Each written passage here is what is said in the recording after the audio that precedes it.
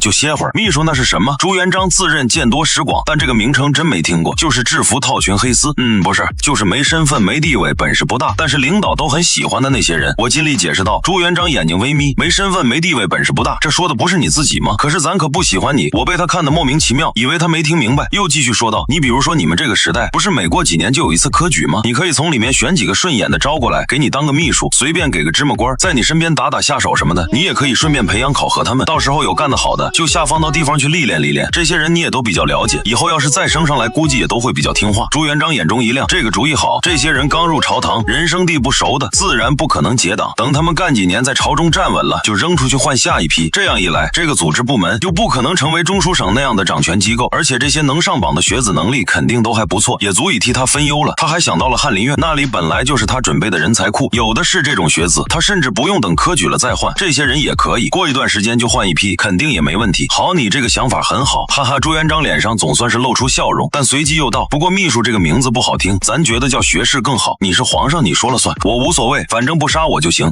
今天算你将功补过，下去吧。”朱元璋笑容一收，冷冷清清的道。听到这话，宋忠等人都惊了，他以为就算死罪可免，活罪也难逃呢，结果就这么就下去了。不过又想到刚打完一顿，好像也合理。谢陛下，我没想这么多，既然朱元璋这么说了，那当然是赶紧溜。我作揖一礼，转身就溜。日落日升，又是崭新的一天。大清早的小德子就送来了早餐，不出意外是青菜豆腐汤加大饼，你们就不能换个样，天天吃这个不腻吗？我面容扭曲的看了一眼这一大碗的早餐，实在吃不下了。李公子见谅，咱宫里头都是这么吃的，我不信朱元璋也吃这个。小德子下了一身冷汗，赶紧道：“李公子快住口，怎么能直呼陛下的名讳呢？这可是大不敬啊！这个年代直呼人家名字基本等于是骂人，更何况是皇帝。”我一愣，说实话，我只是顺嘴了，想到昨天差点被砍了脑袋，我也不敢再多说了，默默地端起碗吃饭。这也太难吃了，你们宫里的御厨就这水平。我边吃边小声抱怨，可不是御厨做的，咱们哪能吃上御厨做的呀？这是光禄寺做的。小德子小声解释，光禄寺不是御膳房做的吗？小德子一愣，御膳房是什么地方？他在宫里这么多年也没听说过。其实这时候根本没什么御膳房，那是清朝的玩意儿。这时候皇宫里吃的都是光禄寺做的，光禄寺就是皇家的大食堂，而每一个大食堂都有一种特色菜，大锅饭。小德子耐心地解释道，咱宫里没有这么个地方啊，咱们吃的都是光禄寺的，陛下那里有专门的御厨给做，有时候也会插奴婢们去宫外找些特色小吃。我一愣，历史不及格的我没想明白宫里为什么会没有御膳房。不过领导吃小灶这种事看来是古来有之，真是令人深恶痛绝。在心里狠狠地诅咒了几句朱元璋，大个子昨天的事泄了呀，勉强吃完早餐。等小德子收拾碗筷走了，我又跟宋忠道了声谢，昨天多亏了宋忠救了我。宋忠笑了笑，李公子不必客气，主要还是陛下开恩。昨天幸好你聪明啊，不然要是让旁边这个傻大个来，我脑袋肯定已经搬家了。吴勇听到顿时不乐意了，俺不傻你才傻呢，你不傻，你咋没看出陛下的意思来呢？你不也没看看出来，还催宋哥快点砍呢。我无言以对。我在这里斗嘴的时候，朱元璋早已经开始了一天的工作，电脑已经没电了，所以朱元璋昨天睡得挺好，今天精神比昨天好多了。朝堂上不等朱元璋开口，群臣便已开始激昂慷慨的痛斥胡庸的罪行，请求立刻将其诛杀。自己人捅刀子永远比敌人更狠，对我他高高举起，轻轻放下，但对胡惟庸等人就完全不同了。朱元璋本着下顺臣民的宗旨，当天便下诏将胡惟庸、陈宁、屠杰等人杀了，杀得大快人心，群臣拍手叫好。杀完人，朱元璋立刻下诏废除中书省、升6部，顺便连大都督府也给拆了，分成前后左右中武军都督府一套连招下来，让群臣们目不暇接，全都傻眼了。不过此时朱元璋屠刀已经高高举起，胡惟庸虽然死了，但案子还没彻底完结呢。此时谁要是不长眼，那屠刀就会落到谁头上。群臣敢怒不敢言，只能暗戳戳的使坏，使劲上奏书，不管大小事，鸡毛蒜皮的通统上奏请示。朱元璋也不示弱，来多少都接着。而且我建议的那些秘书，他也在物色中，很快就能上岗，并且他还来了个狠的，废除以前的休假制度，全年无休，所有在京官员必须都来上朝。咱不舒服你们也别想好过。本来并不是所有的在京官员都天天上朝的，除了年节的大朝，还有初一、15比较隆重之外，平时的常朝都是4品以上及特殊的几个部门才天天来，其他人都有事才去，没事就在自己衙门办公了。这下好了，每天大半夜里午门外就乌泱乌泱的一大群人等着开门，全是官，很是壮观。在朱元璋忙得昏天黑地的时候，我整天无聊度日，幸好宋忠和吴勇两人不再当哑巴，偶尔也能聊上2句。不过重要信息是肯定不会跟我说的。这样的日子过了没几天，我就有点受不了了，我有点想家了。都怪自己出门的时候摔门劲太大，如果小点劲，说不定就穿越到6年前了呢，那多爽啊！那几年正是国际局势动荡的时候，自己先知先觉，炒期货、石油、股市什么的，然后豪车、美女、大别墅，还不是要什么有什么，哪像现在整整600多年毛都没有了。600年桑田沧海，顽石也长满青苔，长满青苔，向往着逍遥自在。逍遥自在，我扒着小窗户，唱得无比忧伤，感觉自己就像那个被压了500年的猴子。就在我正沉浸在自己的歌声里的时候，一个衣着华贵的小姑娘蹦蹦跳跳的从旁边不远的小路上走过，身后还跟着2个宫女，手里提着食盒。远远的听到若有若无的歌声，小姑娘不由好奇的探头探脑，本来向前走的身子也逐渐偏离原路。公主殿下，你走错路了。身后的宫女赶紧拉住她。按规矩，皇宫女眷是不能随便来乾清宫的，但这个小公主生性活泼好动，整天在后宫哪能待得住？这不，借着给陛下送茶点的名头又跑出来了。小红，我好像听到有人在唱歌，你听到没有？小公主声音清脆悦耳，身长白皙的脖颈，睁着水灵的大眼睛向歌声传来的方向望去。我没听到。公主你可不要乱跑呀。小红其实也听到了，但这时候可不能顺着小公主说，明明就有吗？走，咱们去看看。说着挣脱小红的手便小跑过去。小红大惊，赶紧叫喊着追上去。两人没跑出多远，便被不知从哪里跳出来的侍卫拦住。公主殿下，这里不能过去。小公主停了下来，秀气的小脸不高兴的微微一皱，然后熟练的从身上摸出了一块令牌，这是母后的令牌，给我让开去。这侍卫一怔，脸色有些为难。按理说当然是朱元璋的命令更重要，但是皇后娘娘的面子也不能完全不顾。对他们这些武将而言，朱元璋的威重，而马皇后则是恩重。马皇后的令牌还是很有用的，不过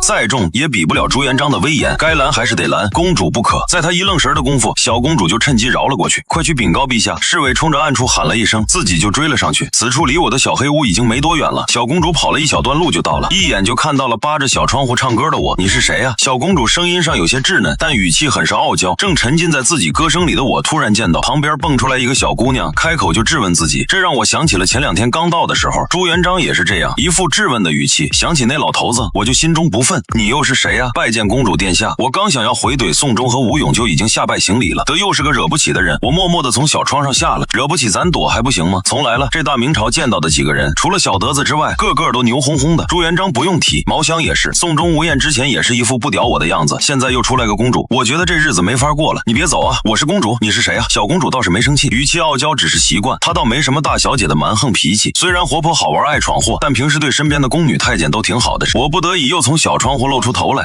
我叫李伟，是一个普普通通的老百姓吧。我不知道该怎么解释自己的身份，随口说道。小公主也不深究，而是继续问道，你刚才唱的是什么曲啊？我一愣，这个呀，这个说来话长，那你就长话短说呀。可是说来话长啊。小公主沉默了。公主请公主殿下速速回宫。那侍卫追了上来行礼道。小公主当没听见，沉默了片刻，有些不高兴的道，那好吧，那你说吧，我眼见逃不掉，只得耐着性子讲了起来。这事儿要从一只猴子说起，而我这边刚开始讲，那边朱元璋下朝回来就得知4公主殿下去我那里了。朱元璋冷哼一声，随后皱眉想了想，然后对侍卫道，给咱盯紧了，看看那狗东西都跟咱闺女说什么了，都给咱记下来。我这说来话长是真的长，西游记这么长一部小说，再简化一时半会儿也说不完。一时之间小公主也不嫌话长了，甚至旁边几人也都不由得听入了迷。本来小公主是给朱元璋送晚饭的，这下全都抛之脑后了。只见这孙悟空指着那根铁棒，轻呼了一声，小小铁棒应声缩短一截，如是再三，变作一根寸许的绣花针，被孙悟空藏在耳中。可今天就到这儿吧。我口干舌燥的停了下来。你继续讲呀。小公主很不乐意的叫道。公主不能再听下去了，给陛下的茶点都凉了。小红惊醒，慌忙说道。小公主一愣，秀气的眉毛皱了下，想到自己的父皇还在等着呢，只能不情不愿的答应下来。那好吧，那我明天再来，你继续跟我讲。我心中一动，叹息一声道：哎，我可怜啊，被关在这么个小黑屋里，明天不知道还能不能再见了。小公主心思单纯，没有多想到，那我让父皇把你放出来不就行了？父皇可疼我了，一定会听我的。我大喜，那就谢谢你了。那我走了，明天要继续给我讲，一定再见。我开心的挥着手送走了这个可爱的小公主，心里升起重获自由的希望。虽然直接放了我不大可能，但走出小黑屋，扩大一下活动范围，应该还是有希望的。离开了我那里，小公主带着宫女赶紧去给自己的父皇送饭，但送到的时候茶点也早就凉透了。儿臣拜见父皇，父皇这是母后给你准备的茶点，特意让儿臣专门给您送过来的。小公主在朱元璋面前显得乖巧了许多。你是顺便给咱送的还差不多。朱元璋瞄了眼宫女呈上来的已经凉透了的茶点，冷哼了一声，父皇儿臣哪有啊，肯定是专门给您送的呀，还狡辩说吧，又去哪儿疯了。虽然早已知道自家闺女的行踪，她还是装作不知。小公主想到我，于是在小脸上装出一副悲天悯人的样子。儿臣在路上遇到一个人，他被父皇关在小黑屋里不能出来，真的好可怜哦。说着说着，想起他自己整天被关在后宫，不由得有种感同身受的感觉，眼睛顿时水汪汪的一副可怜巴巴的样子。闻言，朱元璋眼中闪过一丝寒光，我这点小心思他一眼就看出来了，你只看到他可怜的样子，没看到他可恨的样子，别轻易就被别人几句话骗得团团转。朱元璋冷声道：儿臣明白，不过那个人真的很会讲故事，要不父皇把他赏赐给儿臣讲故事吧。小公主摇晃着朱元璋的胳膊，请求你也快长大了，过2年就要出阁了，别整天就知道玩，见老爹丝毫不给面子。小公主顿时不开心了，行了，没事，就赶紧回去找你母后去吧，别整天找借口往外跑。知道了，小公主松开胳膊，满脸不高兴的应了一声，气哼哼的走了。等她离开后，朱元璋立刻拿出了一个小册子，在这个小册子上，我这几天所犯的罪行都一一记录在案，从跟我单挑到指着他的鼻子痛骂，翻了好几页，朱元璋才提起笔来，目露凶光，狠狠的给我又记上了一笔。这狗东西竟敢哄骗咱闺女，不行，今天必须得再打一顿，要是他再敢骂，咱就当没听见。记完了我的罪行，思考再三，他又命人把我打了一顿，不过这次是在小黑屋那里打，没再拉到自己面前来。于是我到大明的第4天，一顿毒打又没躲过去，挨完了打，我只能在心里咒骂着暴君，回到了自己的小黑屋里。接下来的几天，那个小公主果然又来找我了，我只能耐着性子给小姑娘讲故事。不过这几天也不是没有收获，在我连忽悠带请求之下，小公主不断给朱元璋装可怜。朱元璋的态度似乎有所改变，现在已经允许我每天在乾清宫里转悠上2个时辰，而且在我的强烈抗议下，伙食也终于得到了改善。虽然不是山珍海味，但至少能换换样了。时间匆匆，转眼1个多月过去了，我的镣铐也早就解开了，每天除了带着小公主玩，就是在宫里瞎转悠。不过到哪儿都有人盯着我，想找逃跑的路线都没机会。而我不知道的是，其实我的生活能改善这么多，完全是朱元璋改变了策略，硬的不行改软的。每天我的言行都被详细记录，并送到朱元璋手里。朱元璋可是套到了不少后世的信息，比如后世的粮食亩产竟然高达700-800斤，这还是我口中没种好的情况下。还有每年的春运，平民百姓竟然都能坐上那种1个时辰便可飞驰千里的列车，1日之间便可横跨全国，回到自己的故乡。还有电影里见到的那些飞机更是了不得，半个时辰就能飞2000里，那种搭接核弹的火箭1刻钟就能打到世界上任何一个地方。这些事儿都令他既惊又喜，对我也更加重视。至于对我今后的安排，他早有了打算，只是忙了将近2个月，一直抽不出空来。今天总算是抽出1天时间来，可以好好整治这个狗东西了。砰！大清早的我的小屋门，朱元璋就一脚踹开，然后宋钟把我提溜了出来。我睡眼惺忪的看着朱元璋，不知道这老头又发什么疯。陛下这么早什么事儿啊？赶紧清醒清醒，今天咱有空，带你出宫溜溜。朱元璋示意小德子把一身衣服递给我，此时我也注意到了，朱元璋并没有穿龙袍，而是一身侠客打扮，腰挎宝刀，煞是威武。小德子给我的衣服就是普通的粗布衣服，穿上松松垮垮的，我很是不满。还有什么叫溜溜啊？我又不是狗，不满归不满，敢怒不敢言。我听话的换好衣服，跟在朱元璋身后，终于出了这座乾清宫。现在已是深秋，大清早天气已经挺冷了。朱元璋回头看了我一眼，冷笑一声跟上。来了来了，我小跑2步跟上。朱元璋这老头子年纪挺大，但走起路来龙行虎步，我不仅2步，还真容易掉队。陛下，你这次带我出来干什么？是打算放了我吗？放了你，咱需要关着你吗？你要是想逃，现在就可以，反正这大明都是咱的，不管你跑到哪儿去，都逃不出咱的手心。是是是，陛下说的是。我点头称是，心里大骂都关我快2个月了，现在说不需要关着你，不是说你是从未来穿越来的吗？想来是没见过咱大明的风光，今天咱就带你见识见识。好啊，多谢陛下。对了，陛下，你出门不带点护卫吗？我又问道。带护卫干嘛？不是那万一遇上歹徒怎么办？怕什么？人少了咱能打，人多了咱能跑，有什么可担心的？朱元璋霸气的道。我半信半疑的看了他一眼，心道这老头口气不小。其实这次朱朱元璋还真有安排，这一路上暗中都有亲军埋伏，我浑不自知，跟着朱元璋走出皇城，来到外面的应天府城。从皇城出，我感觉至少走了有2里，离皇城近的这些街道都干净宽阔，两旁都是一些深宅大院，家红砖绿瓦，一看就是豪门大户。我边走边欣赏，这些可是正宗的明代建筑，放在后世肯定是个重点旅游景区。随着越走越远，这些豪宅渐渐不见踪影，取而代之的是一些商铺。如今已经有少数商家开始开门干活了，多是一些卖餐食的。在远些街道开始变窄，房屋低矮破旧，偶尔有些穿着粗布麻衣的老百姓挑着扁担匆匆而过。又走了大约7、8里，前面又出现一道城墙，我算是服了。照这样来看，想逃跑是不可能的。老朱一声令下，城门一关，那我就成了瓮中之鳖。以前常在电视里看到行侠仗义的主角们，干完了大事都要费尽心思才能侥幸逃出城去。现在我算是有切身体会了。此时城门已开，很多小商贩们开始陆陆续续的挑着货物进城，守卫们偶尔会查问一下，没什么问题就放行了。你在这儿等着，咱去买点东西带上。朱元璋吩咐一声，转身进了一家铺子，我就乖乖的站在原地等着。过了一会儿，我突然反应过来，是不是可以跑了？想到这儿，我连忙看了一下四周，没有发现有监视自己的人。朱元璋也还没出来，机不可失，我转身就跑。靠近城门后，才连忙放缓脚步，装作若无其事的样子。就这样两手空空的往城外走，周围进出城的人都是挑着扁担带着包裹，就我一个两手空空，还行色匆匆的。然而城门守卫就跟看不见我似的，就这么放我出去了。等离开城门一段距离，我又撒丫子狂奔，终于逃出魔掌了。从今往后，海阔凭鱼跃，天高任鸟飞。我相信凭自己的本事，在这大明混成的富家翁，应该还是没问题的。可我却不知，逃出城片刻之后，朱元璋才不紧不慢地从铺子里走出来，往城门方向看了一眼，突然沉声道：“来人！”从旁边路过的一个挑着扁担的人立刻放下扁担，靠近了过来，抱拳低声道：“陛下，那小子跑了。”“是的，陛下有2个兄弟已经跟上去了。”“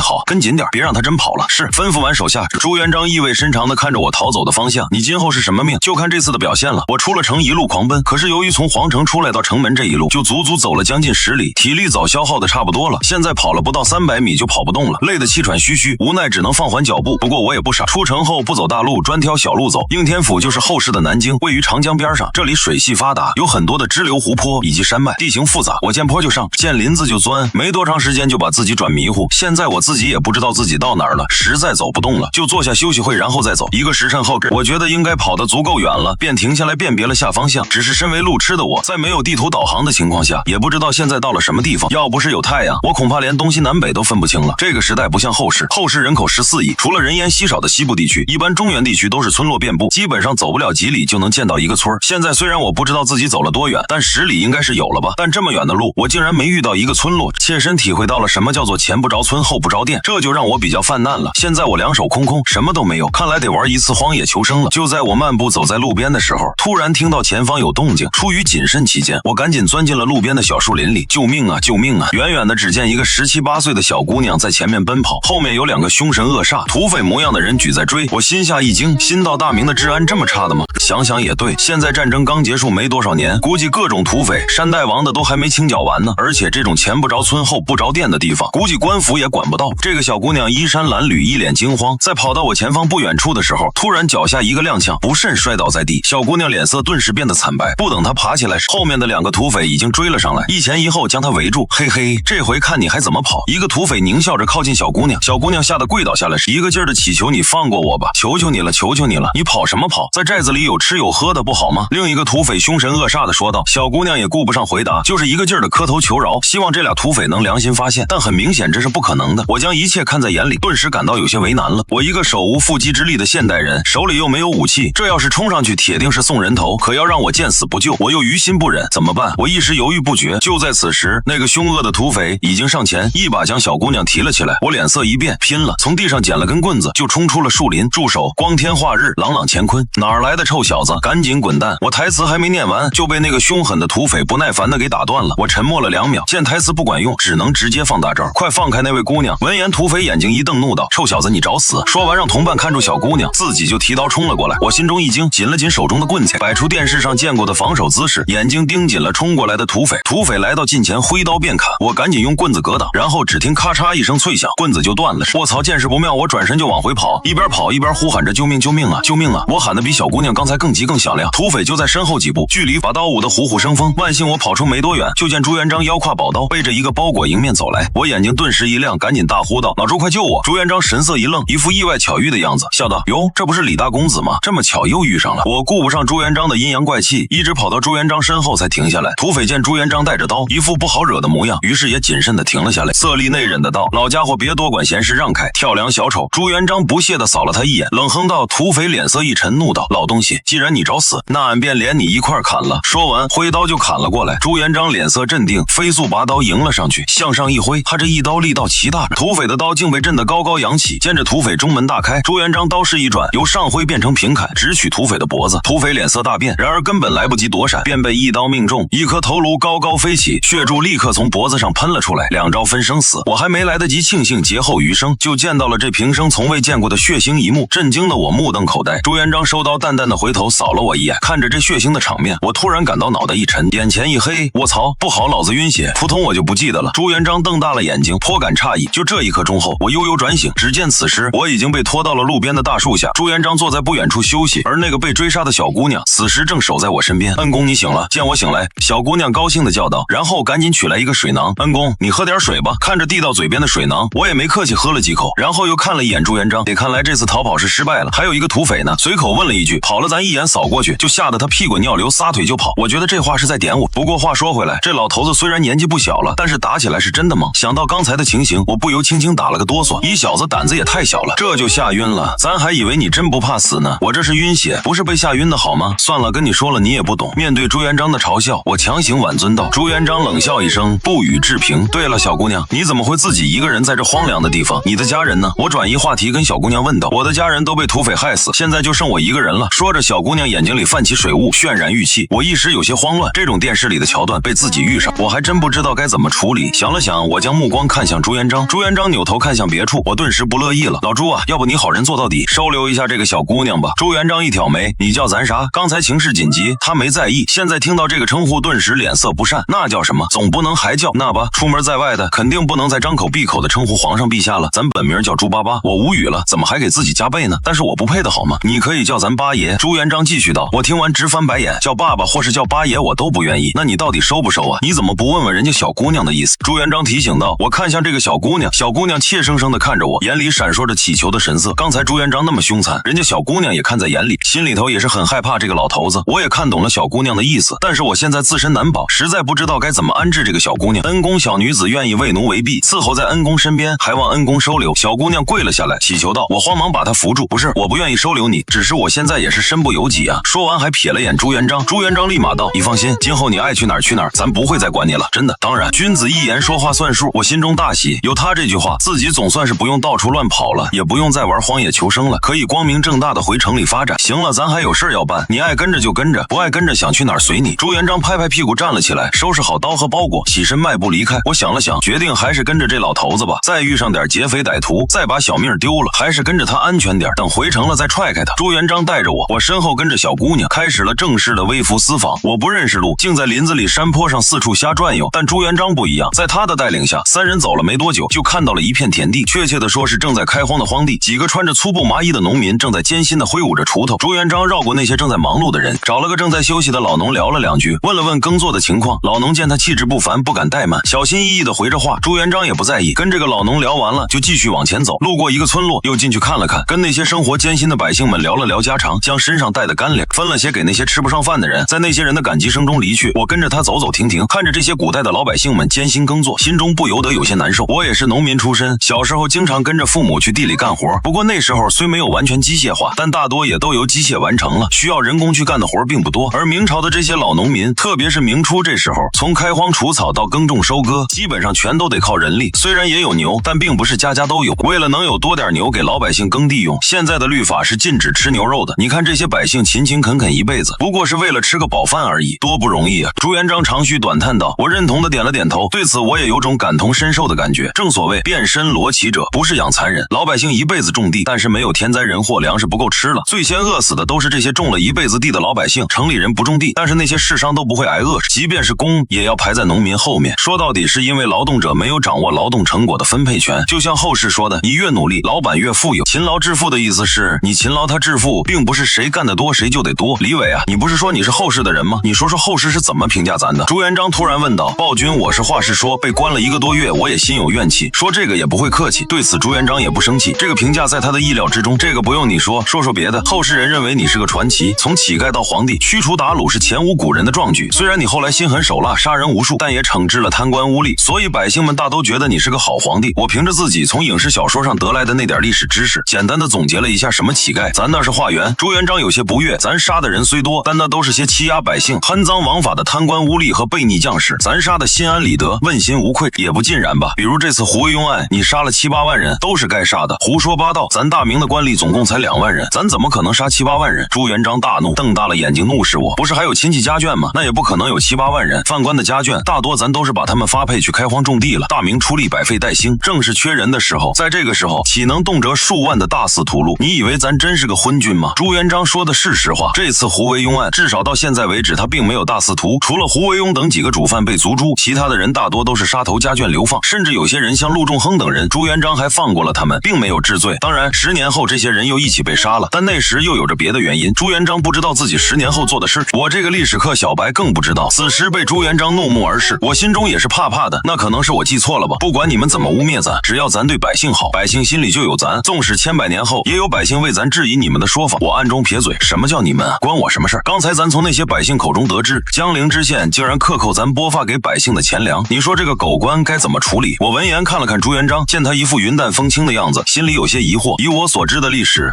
电视剧，这个皇帝可是对贪腐深恶痛绝的，据说贪污超过60两就要剥皮食草。不过我也听说明朝官员俸禄低的可怜，出了名的清苦，当然斩了。贪官污吏人人得而诛之。我理说完又委婉的道，不过那个你给官员的俸禄是不是太少了点？你嫌咱给官员发的俸禄少吗？朱元璋有些生气，抬手指了指地里干活的农民，你看看这些耕作的老百姓，他们这么辛苦，却连一顿饱饭都吃不上，你有什么脸跟咱说出这种话？我无言以对，得算我多嘴了。等回去咱就让人把这个狗官抓了，到时候让你去监斩。什么？我一惊，连忙道，这个不合适吧，我只是一介草民啊，咱封你个官不就是行了？朱元璋淡淡的道，这不用了吧，我才疏学浅，当不了官的。刚逃脱虎口，我可不想再一头扎进去。朱元璋眼睛一眯，你再想想，不当我干脆直接拒绝。然后锵啷一声，寒光一闪，朱元璋手里的宝刀已经拔了出来，搭在我的脖子上，刀身上还残留着刚杀过人的血腥味。我全身一僵，一动都不敢动。陛下，你不是说不再管我了吗？可朱元璋理直气壮的道，那是猪巴巴说的，关咱朱元璋什么事？我真特么无语，合着你换个名字就有理了，说话跟放屁似的。远远跟随在后面的小姑娘见到此景也是大惊，赶忙小跑上前，八爷不要啊！朱元璋目光一扫，就吓得他止住脚步，不敢再上前，只能远远的站着干着急。咱再问一遍，你干不干？现在大明正是用人之际，他杀的官又比较多，朝廷经常人手不足，他恨不得见这个识字的就给安上个差事，自然不能放过。我臣飘零半生，只恨未逢明主，陛下若是不弃，臣愿为陛下鞠躬尽瘁，死而后已。我果断认怂，念出经典台词，好歹是份工作，工资少点总比掉脑袋强。朱元璋听罢，满意的点了点头，然后才把刀收了起来。三人兜兜转转了一整天，临近傍晚的时候才回到应天府城。朱元璋摆了摆手就要自己回宫，我赶紧拉住他，陛下，你看我现在两手空空，什么都没有了，能不能多少给我点钱呢？就当是我把我那些东西卖给你了。朱元璋一瞪眼说道，你在皇宫里这么多天白吃白喝的，咱还没跟你要钱呢，你还敢朝咱要钱？我无语是，你把我关起来的，坐牢也该给提供牢饭了，这还要算到我自己头上。陛下，那我身无分文，你难道让我露宿街头吗？朱元璋哼了一声，从身上摸出一卷纸，这是100贯宝钞，你省着点花，就当是你这一年的俸禄，明天记得早点来上朝。好的好的，我满口答应着，接过这厚厚的一卷纸，展开看了看，上面有大明通行宝钞的字样，中间写着1贯，周围还有很多花纹印章之类的，用来防伪100贯。我也不知道这一年的工资算是多还是少，其实按照大明朝现在的制度，一年能有100贯钞，已经相当于是正七品的待遇，刚入仕就正七品，这都赶上进士出身的待遇了。朱元璋也不跟我解释，摆摆手就走了，留下我和小姑娘孤零零的站在大街上。我四处看了看，随便找了间客栈，带着小姑娘走进去，开了2间房住了下来。2间房花了不到1贯，不过也不算少了。如果没有其他收入，光凭这100贯宝钞，住不了半年就得被店家扫地出门。不行，还是得租房啊！明天抽时间找找看，有没有便宜的房子出租。累了一天了，我躺在床上想着今后的安排，没多久就睡着了。第二天天色刚亮，我就起来了，毕竟新老板吩咐了，要我早点去上朝。我刚收了人家的工资，也不能怠慢，不是吃过早饭。我晃晃悠悠的来到了午门外，朱元璋怕我不认路，早就吩咐小德子等在那儿了。见到我不紧不慢的走了过来，小德子焦急的迎了上来，李公子你怎么才来啊？陛下都等急了，现在还不到8点吧？我愣了愣，我觉得自己来的已经很早了呀。哎呀，算了，别说了，赶紧随奴婢来吧。小德子焦急的领着我走进了宫门，往奉天殿而去。奉天殿里，朱元璋坐在龙椅上，听着下边的一个大臣嘟嘟囔囔的汇报工作，皱着眉，过几秒就扫一眼门口，咱叫那个狗东西早点来，他竟然到现在还没到，真是岂有此理！等下了朝，看咱怎么收拾这个狗东西。朱元璋一边忍着怒气处理政务，一边想着。这时，小德子终于领着我出现在了门口，露了个头，就领着我站在门外等着召见。关注着门口动静的朱元璋，不用徐寿提醒，便注意到了。朱元璋压下心头的怒意，等等下面这个大臣汇报完工作之后，先暂停了一下，然后挤出一副笑脸，对众大臣说道：“咱最近偶得一奇才，上知天文，下知地理，才思敏捷，智慧过人。”朱元璋先是把我一顿猛夸，然后语气一转说道：“咱废除中书省的决定，便是这位大才给咱献的策。”说完，一脸得意地看着下面的群臣。群臣听完，顿时一片哗然。好家伙，罪魁祸首找到了！他们对朱元璋废除中书省的决定敢怒不敢言。如今听说这事儿竟然是什么奇人的献策，顿时找到了愤怒的宣泄口。群臣四下扫视，想看看朱元璋所说的奇人在哪儿。朱元璋也没让他们久等，向徐寿授意了一下。徐寿立即高声喊道：“宣李伟觐见。”